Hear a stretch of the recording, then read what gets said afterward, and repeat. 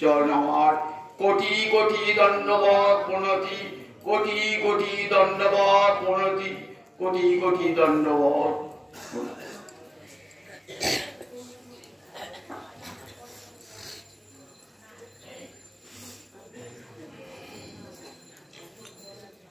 আজ গীতা জয়ন্তীর অষ্টম দিবস। আমাদের সকলের প্রিয়, সকলের আদরের দোলা সব বলে দিয়ে গেল। আমার তো আর কিছু বলবার কিছু নাই। আমি মনে ভাবছি কি বলবো কি বলবো, দোলা তো সব বলে দিয়ে চলে গেল। যাই হোক, উঠতেছি যখন কিছু তো বলতেই হবে। প্রায় কিছু সামান্য কিছু শোনায় আপনাদের জন্য। সংসার সাগরং ঘোরং তর্তুম ইচ্ছতি যো নর, গীতা নামং সমাসাদ্য পারং জাতি সুখে নস। গীতা শুনলে গীতার মহিমা শুনতে হয়। সংসার সাগরং ঘোরং তর্তুম ইচ্ছতি যো নর, গীতা নামং সমাসাদ্য পারং জাতি সুখে নস। সংসারের কথা শুনলেন তো? এই সংসার বৃক্ষের মূলটাই হচ্ছে ঊর্ধ্বে। কি আশ্চর্য! দেখুন, গাছের মূলটা কোথায় থাকে? মাটির তলায় থাকে তো। কিন্তু সংসার বৃক্ষের মূল কোথায়? ঊর্ধ্বমূলং অধঃশাখম। উপনিষদে ঠিক এমন কথা, ঊর্ধ্বমূলং অধঃশাখম। এই গীতাকে বলা হচ্ছে বেদের সার। দেখুন, বেদের কথাগুলো এই সব গীতায় আছে। গীতা শুনলেই জানবেন বেদের কথা সব। ভাগবত শুনলে, গীতা আর ভাগবত এই যদি শোনেন না, তার সব বেদের কথা শোনা হয়ে যায়। কারণ গীতা হলো বেদ গাভীর দুগ্ধ, আর শ্রীমৎ ভাগবত হলো বেদ বৃক্ষের ফল। তাহলে এই দুটি শুনলেই সমস্ত গীতা ভাগবত বেদে কি আছে, চারি বেদে কি আছে জানা যায়। সংসার বৃক্ষের মূলটা ঊর্ধ্বে আর শাখা প্রসার করে নিচে। এই সংসারটাকে অতিক্রম করবে কেমন করে? এই মায়া প্রপঞ্চ। সংসার সাগরং ঘোরং তর্তুমিচ্ছতি যো নর, যে চায় এই সংসার সাগরটাকে পার হতে। সংসার সাগর পার হতে গেলে আগের দিকে শুনেছেন তো, গুণান এদান সমতিত্ব। তিনটে গুণ, সত্য রজ তম, এই তিনটে গুণকে অতিক্রম করলেই তবে সংসার সাগর পার হওয়া যায়। সোজা কথা, সত্য রজ তম তিনটে গুণ সম্যক রূপে অতিক্রম করলে তবেই পাওয়া সংসার সাগর পার হওয়া যায়। সংসার সাগরং ঘোরং তর্তুমিচ্ছতি। তর্তুমিচ্ছতি বললে কেন? অনেকেই আছেন সংসারটা ভালোবাসেন, শুনলেন তো? ওই আসরিক সম্পদ অধিকারী অনেকে আছে, তারা সংসারটাকে ভালোবাসে। বলেন সবাই সেখানে সংসার সাগর পার হতে চায় না। তাই বলেন তর্তুম ইচ্ছতি যো নর। এই সংসার সাগর পার হতে যে ব্যক্তি চায় সে কি করবে? গীতা নামং সমাসাদ্য। বললেন গোবিন্দ একটা নৌকা দিয়েছেন, সাগরে সবাই হাবুডুবু খাচ্ছে। এখান থেকে মুক্তি পেতে চাই। কি করে মুক্তি হব? আমাকে কেউ কিন্তু বাঁচাতে পারবে না। আমার পিতাও পারবে না, মাতাও পারবে না, আমার ভ্রাতাও পারবে না, আমার ভগিনীও পারবে না, আমার আত্মীয় স্বজন মিত্র কেউ আমাকে সংসার সাগর থেকে বাঁচাতে পারবে না। তারা সবাই তো ডুবে আছে। একজন নিমজ্জমান ব্যক্তি আর একটা নিমজ্জমান ব্যক্তিকে বাঁচাতে পারে কি? পারে না। তাহলে কে পারে বাঁচাতে? যে বস্তু ভাসছে না, যা ভাসছে না, যা স্থির হয়ে আছে। বললেন তাই দেখো ভগবান কি করেছেন? ভগবান করুণাময় একটা নৌকো পাঠিয়ে দিয়েছেন, গীতা নাবং। নাবমান নৌকা পাঠিয়ে। যদি জীব তুমি সংসার সাগর পার হতে চাও, তাহলে এই নৌকাটা পাঠিয়ে দিলাম, এই নৌকায় চাপো। গীতা নাবং সমাসাধ্য। তাহলে অতি সুখে সংসার সাগর পার হয়ে যাবে, কষ্ট হবে না। সংসার সাগর পার হতে কষ্ট হবে না। অনায়াসে গীতা নাম সমাজত্ব পরম জাতি সুখে ন, একটু কষ্ট হবে না। পরম সুখে সংসার সাগর তুমি অতিক্রম করবে। তাহলে দেখুন গীতার কত বড় মহিমা। আজ কাটাশহরে এত লোক গীতা শুনতেছিলাম, আমার মনে খুব আনন্দ হচ্ছে যে গীতার মহিমা জানুন সবাই, গীতা জানুন সবাই। না জানলে গীতার মহিমা না জানলে পরে গীতা তো ঘরের কোণে ঠাকুর ঘরে পড়ে থাকবে, আজকে ফুল তুলে দিতে হবে। গীতার ভিতরে কি আর দেখলাম না, তাতে গীতার সেবা না, এক এক গুরুর এক এক রকম সেবা। গীতার সেবা মানে গীতাকে পড়া, এটা তো গীতার সেবা। প্রতিদিন অন্তত পড়েছে যে না পড়ো একটা শ্লোক পড়ো, আধখানা শ্লোক পড়তে হবে। যদি না পড়ে আধখানা শ্লোক পড়লেও হবে। আমাকে গীতাতেই পাবে। গীতা মেয়ে পরমঙ্গ, গীতার সঙ্গে তিষ্ঠামি, আমি গীতার আশ্রয়ই থাকি। গীতা জ্ঞানম সমাশ্রিত ত্রিলোকান পয়ামি, আমি গীতা জ্ঞানকে আশ্রয় করি, তিনটে লোক পালন করে থাকি। তাহলে বুঝে থাকবার গীতার কত বড় মহিমা। তার 18টা অধ্যায়, 15 অধ্যায়ের নাম পুরুষোত্তম যোগ। এই পুরুষোত্তম যোগে শুনলেন, সংসার বৃক্ষটার কথা শুনলেন। তো আমরা সবাই সংসারে রয়েছি। ঊর্ধ্বমূলং অধঃশাখং অশ্বথং প্রাহুরপ্যয়ম, সংসারটাকে তুলনা করলেন অশ্বথ বৃক্ষের সঙ্গে। কেন অন্য কোনো গাছের সঙ্গে তুলনা করলেন না? অশ্বথ বৃক্ষের সঙ্গে তুলনা করলেন কেন? একটি তাৎপর্য আছে। স কাগজ সাহেবের স মানে সংস্কৃতে আগামীকাল, সস্থাস্যতি ইতি, আগামীকাল থাকবে যা, তাকে বলে সত্তা। কাগজ সাহেবের তয় থাকে সত্য মানে যা আগামীকাল থাকবে। স মানে আগামীকাল, স্থাস্যতি মানে থাকবে, আগামীকাল যা থাকবে তাকে বলে সত্য। কাগজ সাহেবের তয় থয় বিসর্গ। আর আগামীকাল যা থাকবে না, না থাস্যতি, সেটি হলো অসত্য। অসত্য, আগামীকাল যা থাকবে না। এই অটা কি জন্যে? নমর্থক, অর্থাৎ না বোঝাবার জন্যে অট, অর্থাৎ স ন স্থাস্যতি, আগামীকাল এই সংসারটা থাকবে না। আজকে যে সংসারটা দেখছেন কাল আর থাকবে না।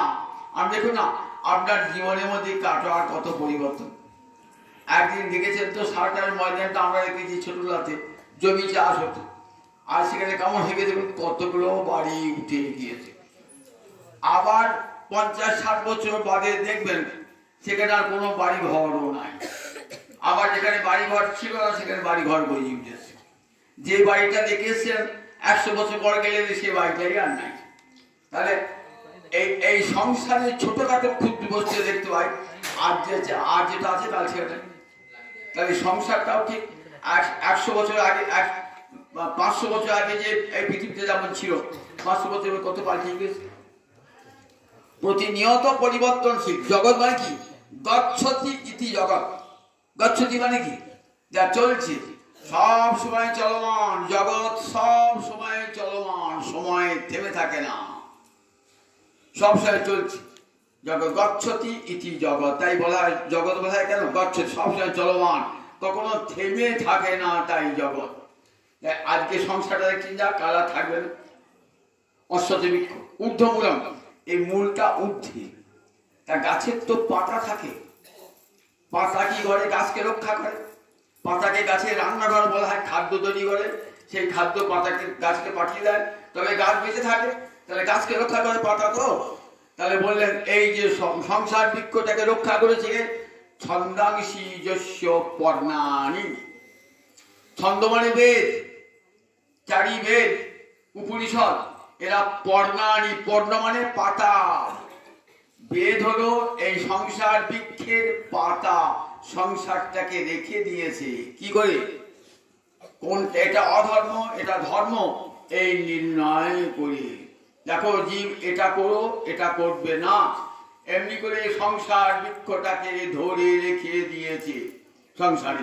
এইটা তোমার কর্তব্য, এটা তোমার কর্তব্য নয়। ছন্দাংশী যস্য পর্ণানি গুণ প্রবৃদ্ধা বিষয় প্রবালা।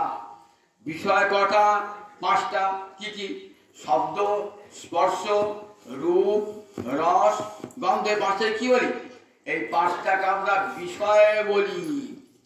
এই পাঁচটা বিষয় সবাই আমরা ভোগ করি, শুধু মানুষ নয়, মানুষ, দেবতা, ওই নর্দমার কীটটা পর্যন্ত ভোগ করে এই পাঁচটা বিষয়। রূপ, রস, শব্দ, গন্ধ, স্পর্শ।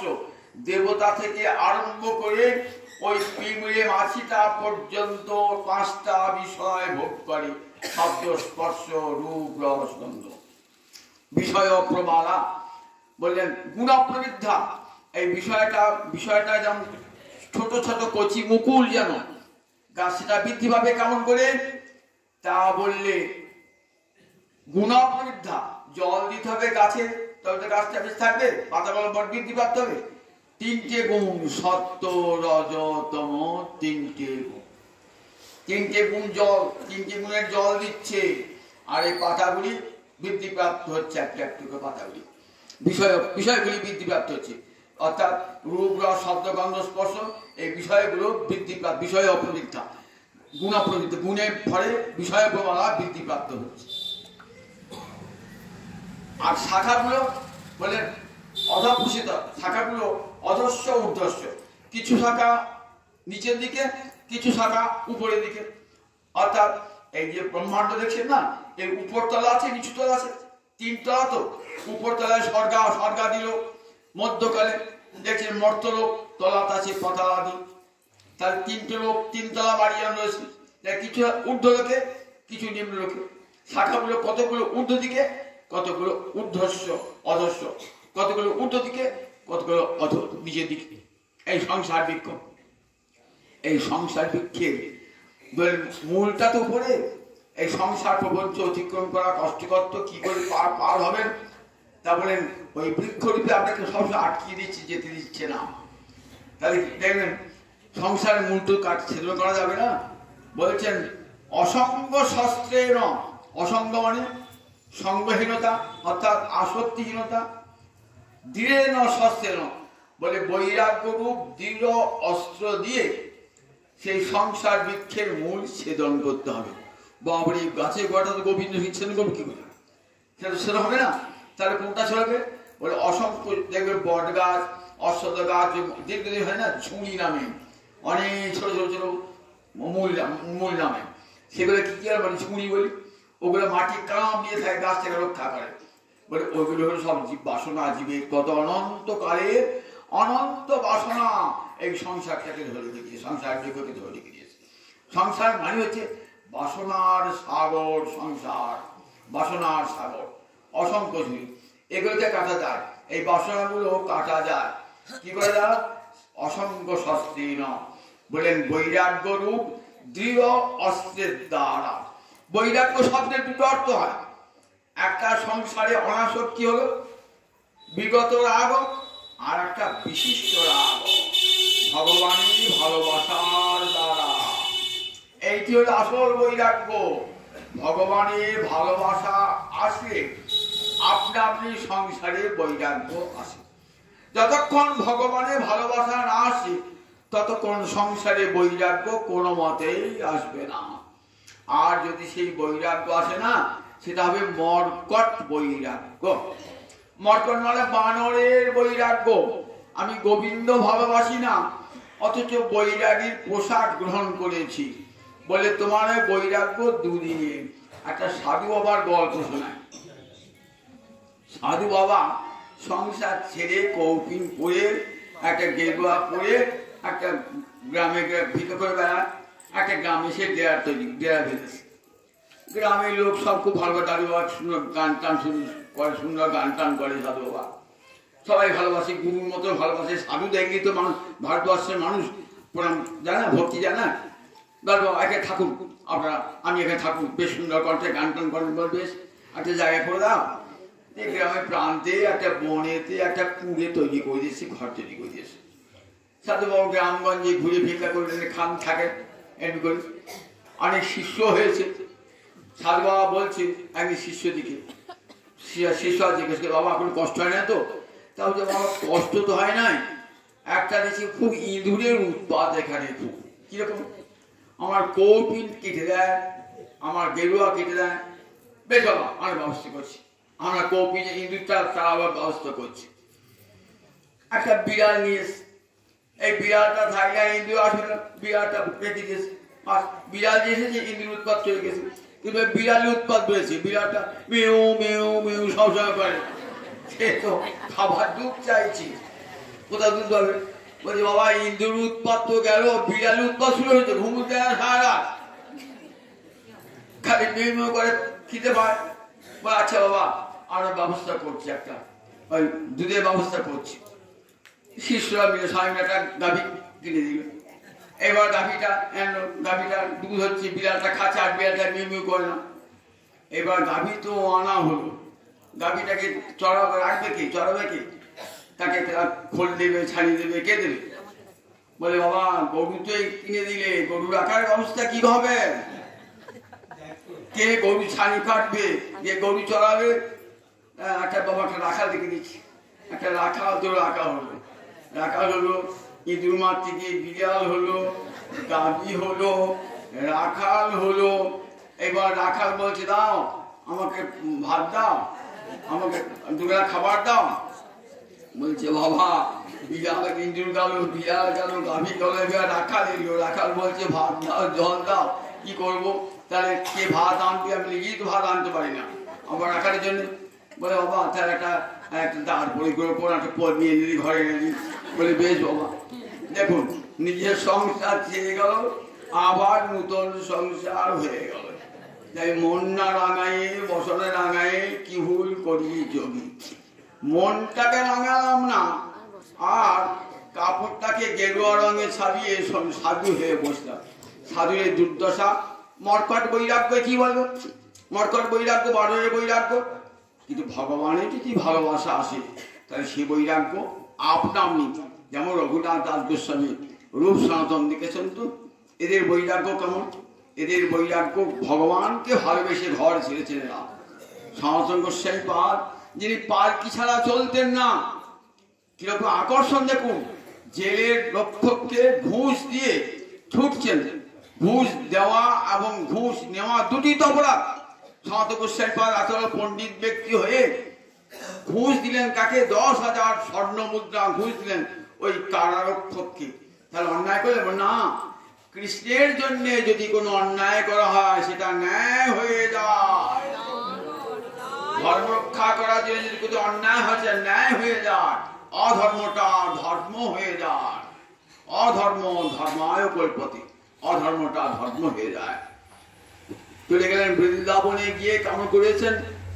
রাজার ছেলে, কর্ণাটকের রাজবংশের সন্তান, বৃন্দাবনে গিয়ে মাধুকরি করে খাচ্ছেন, গাছের তলায় শুয়ে আছেন, কোন রাজ অনুগ্রহ চাইছেন না। আকবর গিয়েছেন, সনাতনের নাম শুনেছেন তো, বড় ইচ্ছা কিছু সেবা করি। দুবার তিনবার ডাকার পর কুয়ে ঘর থেকে বেরিয়ে এলেন, বললেন আমার ইচ্ছা কিছু সেবা। তখন আকবর সম্রাট, আকবর দিল্লি সম্রাট, কিছু সেবা করতে ইচ্ছা করি। রাজার মুখের দিকে তাকাবেন না, রাজার মুখের দিকে, নারীর মুখের দিকে তাকাবেন না। সনাতন গোস্বামী পাদ মুখটা উঁচু করে আছেন, বললেন আমার তো কিছু অভাব কিছু নাই, কি সেবা করবেন? আমি একটু সেবা করতে পারলে আমি নিজে কৃতার্থ বোধ করতাম।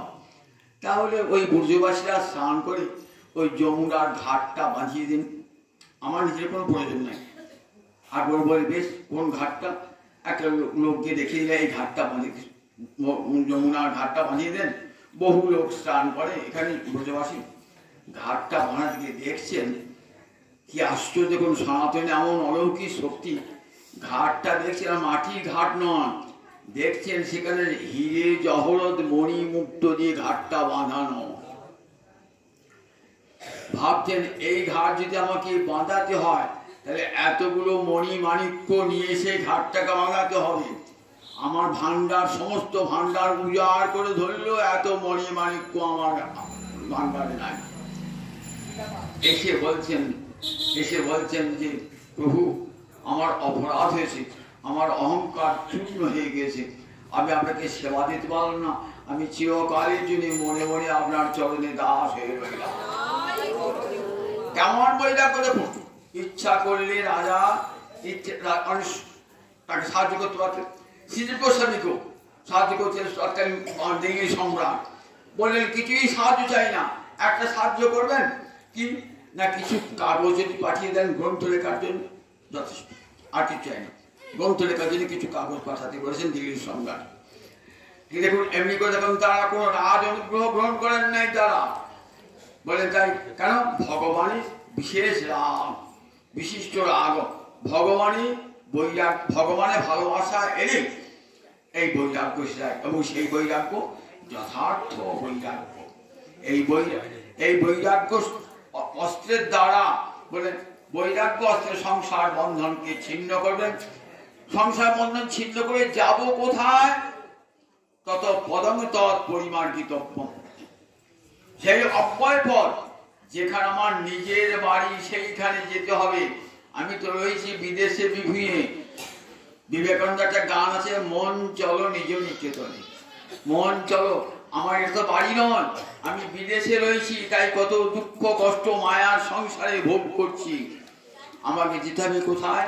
আমাকে যেতে হবে গোবিন্দ চরণ, সেটি তো আমার বাড়ি। সেখান থেকে চলে এসেছি, তাই এত দুঃখ এত কষ্ট ভোগ করছি।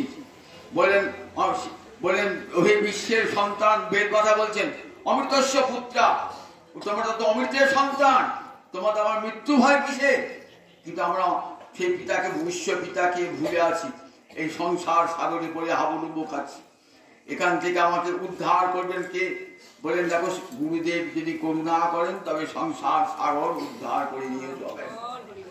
একটা গল্প শোনায়, একটা রাজার ছেলে, সে কি করে না, রাজার ছেলে তো পড়তে যায় চতুষ্পাঠীতে পড়া, চতুষ্পাঠীতে পড়তে গিয়েছে। চতুষ্পাঠী মানে টোল, তখন সংস্কৃত পড়া হতো তো, এই গ্রামে পড়াশোনা করার পর ওই চতুষ্পাঠীতে ভর্তি করেছ।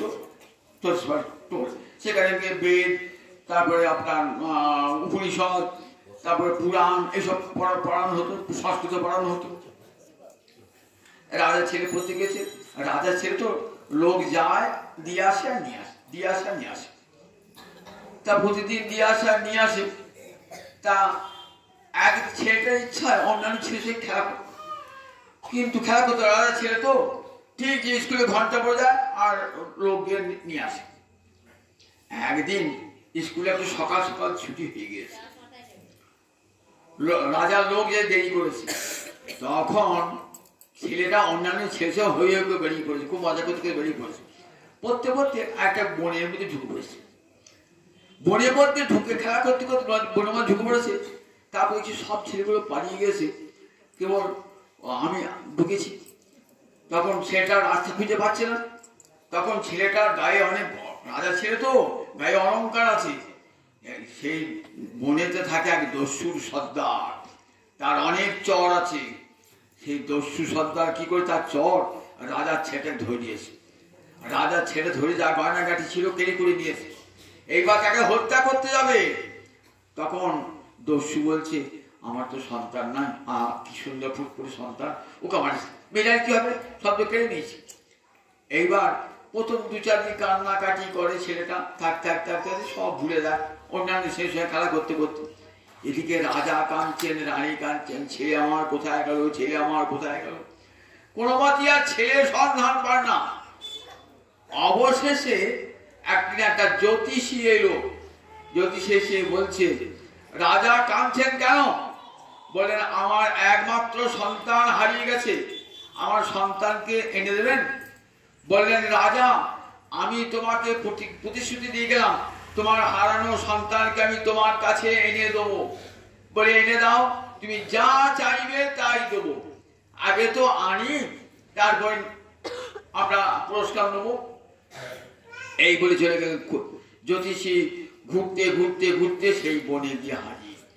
দেখছেন রাজার ছেলের যা যা চিহ্ন রানী যা বলেছেন ঠিক সেই রয়েছে, আর অন্যান্য দস্যুদের ছেলের সঙ্গে তার পার্থক্য দেখছেন। দেখছেন অন্যান্য দস্যু ছেলেগুলো কেমন আর রাজার ছেলে কেমন। রাজ পরিবেশে মানুষ হয়েছে, ভালো মন্দ খেয়েছে, তা তো দেখছি আলাদা রকম হবে। তবে এইটি ঠিক রাজার ছেলে হবে। তাকে নিয়ে গেছে, নিয়ে গিয়ে কাছে নিয়ে গিয়ে সব ছেলে সবারই হাত দেখছেন জ্যোতিষীকে, সবারই ভূত ভবিষ্যৎ বর্তমান বলে দিচ্ছেন। দস্যু সর্দারের হাত দেখিয়েছেন, ভূত ভবিষ্যৎ বর্তমান বলে দিয়েছেন। দস্যু সর্দারের খুব ভালো লেগেছে, বলছে আমি আপনাকে যতদিনই খুশি থাকবো, বলে আমি থাকতে এসেছি সেই কৌশল তো খুঁজছিলাম, রাজার ছেলেকে তো নিয়ে যেতে হবে। প্রতিদিনই কি করেন, ওই অন্যান্য ছেলেদিকে নিয়ে যান আর সবারই হাত দেখেন। রাজা ছেলেটা আসে, আমার হাত দেখো, আমার হাত দেখো। বলে তোমার হাত আজ দেখবো না, কাল। আবার আসেন, কাল, কাল দেখবো। আবার আসেন, কাল দেখবো। তখন রাজার ছেলেটা বলছে সবারই হাত আজ দেখছেন, বড়দার সঙ্গে সঙ্গে দেখছেন, আমার বেলা বলছেন কাল দেখবো, কাল দেখবো। বলছে ঠিক আছে কাল দেখবো, তুমি একা একা আসবে। পরের দিন সকাল বাজে গিয়েছে সেই রাজার ছেলেটি, হাত দেখে বলছে রাজা ছেলেকে, দেখো তুমি কিন্তু রাজার ছেলে। বলে দেখো ওই যে ছেলে কত বসে খেলা করে, ওদের মুখ গুলো দেখেছো, ওদের শরীর গুলো দেখেছো, আর দেখো তোমার শরীরটা কেমন দেখাচ্ছে। একটা আয়না নিয়ে দেখাচ্ছে, এই দেখো, এই দেখো তোমার মুখ, তোমার মুখ দেখো কেমন, তোমার চোখ দেখো কেমন, তোমার দেহ দেখো কেমন দেখাচ্ছে। আর ওই ছেলেবেলা দেখো তোমার মত এক। তখন ভাবছি তাহলে আমি কাছে, তুমি রাজার ছেলে, হারিয়ে গেছো ছোটবেলায়। এই দস্যু সর্দার তোমার বাবা নয়, দস্যু সর্দার স্ত্রী তোমার মা নয়, তুমি চুরি করবে কেন? এরা দস্যু, এরা খেতে পারে না, চুরি করে ডাকাতি করে। তুমি তো রাজার ছেলে, তোমার বাবার অঢেল ঐশ্বর্য, কি করে যাবো বাবার কাছে? বললেন এখন যাওয়াটা সহজ নয়, যাওয়াটা বড় কঠিন। এসো আমি তোমাকে নিয়ে যাবো তোমার বাবার কাছে, আমি প্রতিশ্রুতি দিয়ে এসেছি। প্রতিদিন যান বাবার বাড়ি, গল্প শোনান। এই দেখো বাবার এত বড় সাতমহল বাড়ি, তার কত ঐশ্বর্য, টাকা পয়সা, ধন দৌলতের কথা শোনান। প্রতিদিন শোনান। তো শুনতে শুনতে শুনতে শুনতে ছেলেটার উৎকণ্ঠা বৃদ্ধিপ্রাপ্ত হয়েছে। আমাকে নিয়ে চল, এখনো যাওয়া হবে না, এসো তোমাকে লাঠি খেলা শেখায়। লাঠি খেলা শেখাচ্ছেন, আর অস্ত্রবিদ্যা শেখাচ্ছে। বলে কেন বা শেখাচ্ছেন? বলে তুমি যাবো বলেই যাওয়া হবে নাকি? জানো এই বনটা যে পার হবে না, বনের সীমান্তে দাঁড়িয়ে আছে তিনজন প্রহরী, দাঁড়িয়ে আছে তিনজন প্রহরী।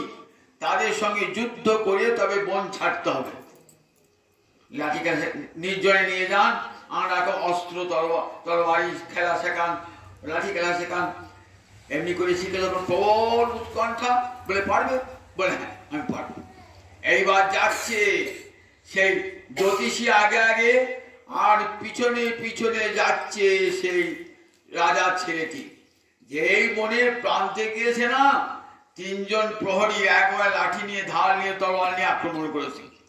রাজার ছেলেটি যুদ্ধবিদ্যায় পারদর্শী হয়েছে, তিনজন প্রহরীকে হত্যা করে এই বনের সীমান্ত পেরিয়ে চলে এলো। এসে দেখছে রাজাকে, দেখছে রাজামশাই, রাজামশাই করে হাসছে। রাজা ভাবছেন সেই জ্যোতিষী গলা তো, এই দেখুন আপনার ছেলেকে নিয়ে এসেছি।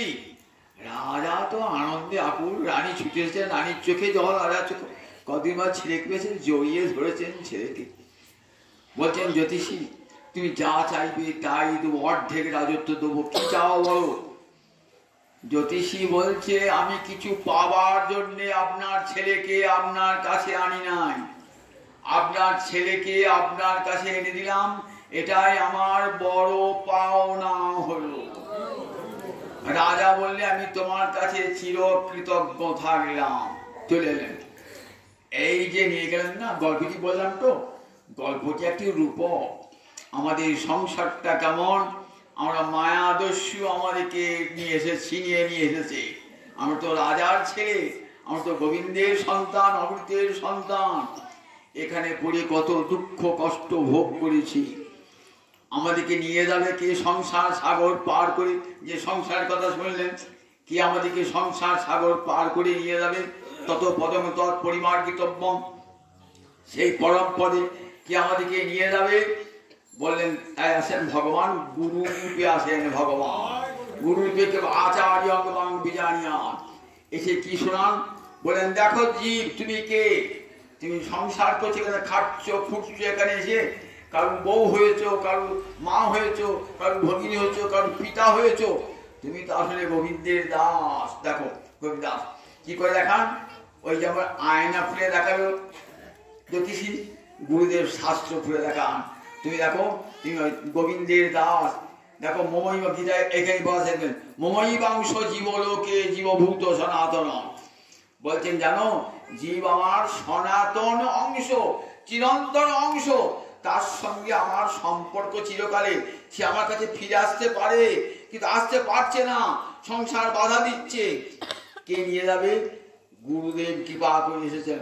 দেখালেন দর্শন আর দর্পণ একই। দর্পণ মানে আয়না, দর্শন মানে তাই দৃশ্যতি অনির্ণীতি। দর্শন শাস্ত্র পড়ে দেখুন, দেখুন জীব কৃষ্ণের দাস, জীবের স্বরূপ হয় নিত্য কৃষ্ণ দাস। জীবকে কিন্তু যাবো বললে সংসার সে যাবেন না। কে দাঁড়িয়ে আছে? ওই তিনটে গুণ সত্য রজতম। ওই সত্য রজতম তিন গুণকে হত্যা করতে হবে। কি করে হত্যা করলেন? ওই অসঙ্গ শস্ত্রেণ দৃঢ় চিত্ত্বা, দৃঢ় বৈরাগ্য দ্বারা, তীব্র বৈরাগ্যের দ্বারা ওই তিনটে গুণকে হত্যা করে তবে গোবিন্দের রাজ্যে পৌঁছাবেন। যখন গুরুদেব নিয়ে যাবেন, শাস্ত্র কথা শুনিয়ে শুনিয়ে অন্তরে প্রবল উৎকণ্ঠা বাড়াবেন। যতদিন গুরুর কাছে হরিকথা শুনবেন, শুনতে শুনতে শুনতে শুনতে মন উৎকণ্ঠিত হয়ে যাবে। তখন সত্যিকারে আমি আর দুঃখে থাকবো কেন? এত দুঃখ শোক ভোগ করবো কেন? আমার বাবার এত ঐশ্বর্য, এত সুখ সম্পদ, সেই গোবিন্দের কাছে গেলে তুমি সুখ পাবো। তত পদমিত পরিমাণ কৃতব্যম, সেই পথে সন্ধান করতে হবে। যে ন প্রবৃত্তি কুশিতা পুরাণী, যেখান থেকে চিরন্তনী সংসার প্রবৃত্তি এসেছে, সেইখানে আমাকে ফিরে, সেই গোবিন্দ পদমূলে আমাকে ফিরে যেতে হবে। সেটাই তো আমার আসল বাসস্থান। গুরুদেব নিয়ে যাবেন।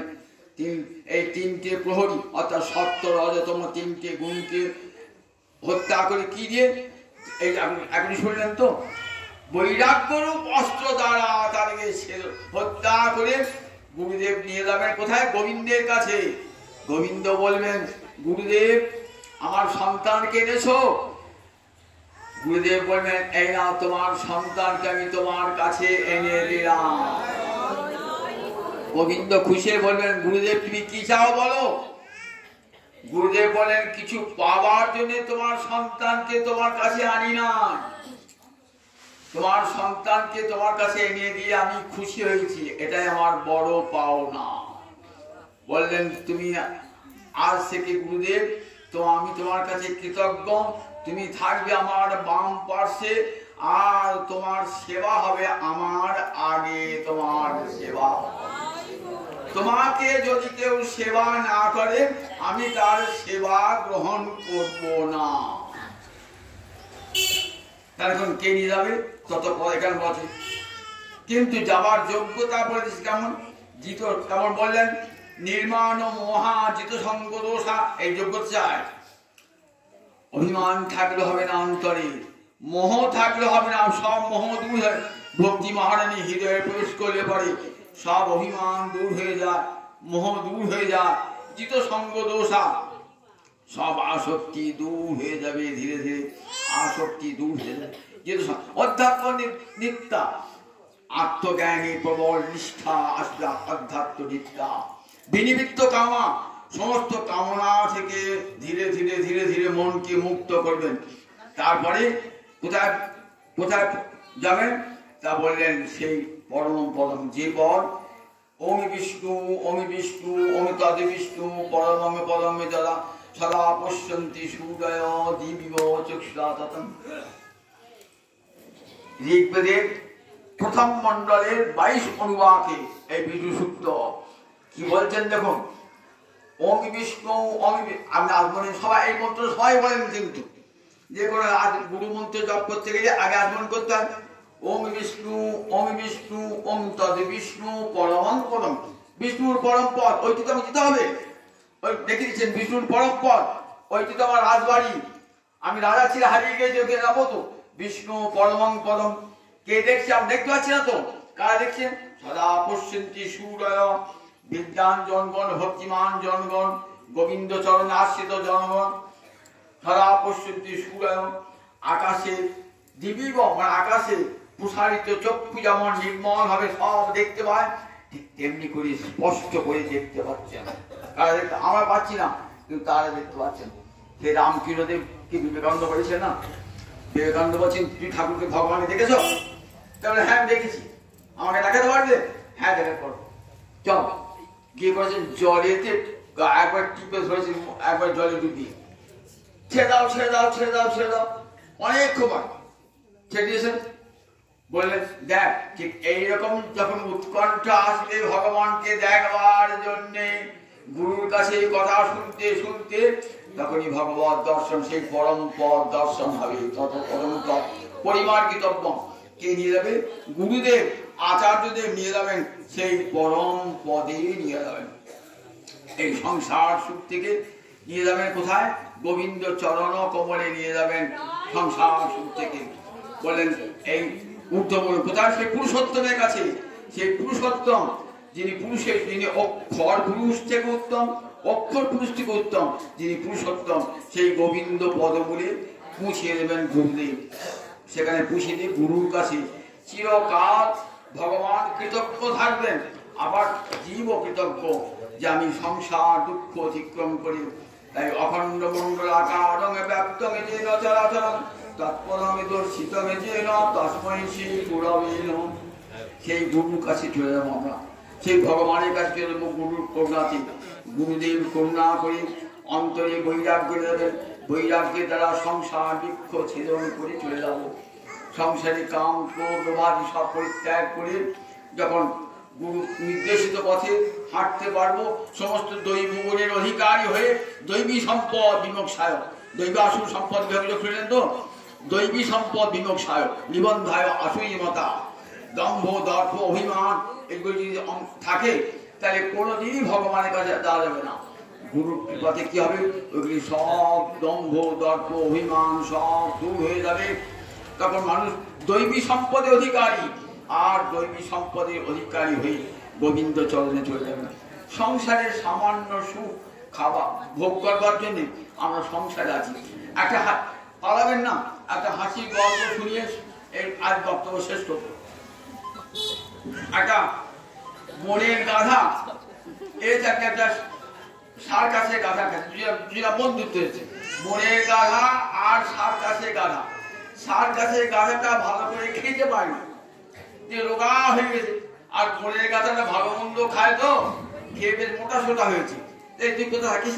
আমি সার কাছে থাকি। তা ভালো খেতে দেয় তোকে? না না ভালো করে খেতে দেয় না, খাটিয়ে মারি খেতে দেয় না। তুই পারি আর বলছি পালিয়ে তো আসতাম রে, পালিয়ে আসতে পারছি না। কেন পালিয়ে আসতে পারছি না? তা আমি জানি তো ওই সার্কাসের যে ম্যানেজার না, ওর একটা সুন্দরী মেয়ে আছে। সে কি করে? এই তারের উপর দিয়ে চলে, তারের উপর দিয়ে চলে তো। তা ম্যানেজার কি বলে? যদি পড়ে যাস না ওই গাধাটার সঙ্গে তোর বিয়ে দিয়ে দেবো। তারের উপর চলে, যদি পড়ে যাস। আমিও তককে তককে কবে মেয়েটা পড়ে যায়, আমি ভাবি পালিয়ে আসবো, কিন্তু পালিয়ে আসবো যদি মেয়েটা পড়ে যায় তাহলে মেয়ের সঙ্গে বিয়ে হবে, পালিয়ে আসবে। আমাদের ঠিক সেই অবস্থা। সংসার ছেড়ে যাবো কি? ওই সংসারের সুখটুকু একটু পাওয়ার জন্যে। এখন সংসারে এত বড় সুখ ছেড়ে দিও, এই সংসারে সামান্য পাওনাটুকু, পাওনাটুকু সামান্য, আর দুঃখ কষ্ট পাওয়াটা সবচেয়ে বেশি। এই সংসারকে ধরে পালাতে পারছি না, সংসার ছেড়ে পালাতে পারছি না, সংসার আমি আটকে যেতে গিয়েছি। গীতা জন্য বলে দেখো সংসার এই দুঃখ অতিক্রম করতে গেলে গুরু পদাশ্রয় করো, গুরু পদাশ্রয় করি সংসার সুখকে, সংসার সুখের মুখে তুলে দিয়ে ছাই, নগরে মাগিয়া খাবো গাহিয়া তাই। সংসার সুখের মুখে তুলে দিয়ে ছাই, নগরে মাগিয়া খাবো গাহিয়া তাই। যে দেশে নিতাই নাই সে দেশে না যাব, নিতায় বিমুখ জনার মুখ না ঘেরিব। সংসারে তুচ্ছ সুখকে তুচ্ছ করে দিয়ে গুরুপদ আশ্রয় করি গোবিন্দ চরণে পোষাবো, জীবন ধন্য সার্থক হয়ে যাবে, গীতা শোনা সার্থক হয়ে যাবে। জয় নিতাই, জয় নিতাই।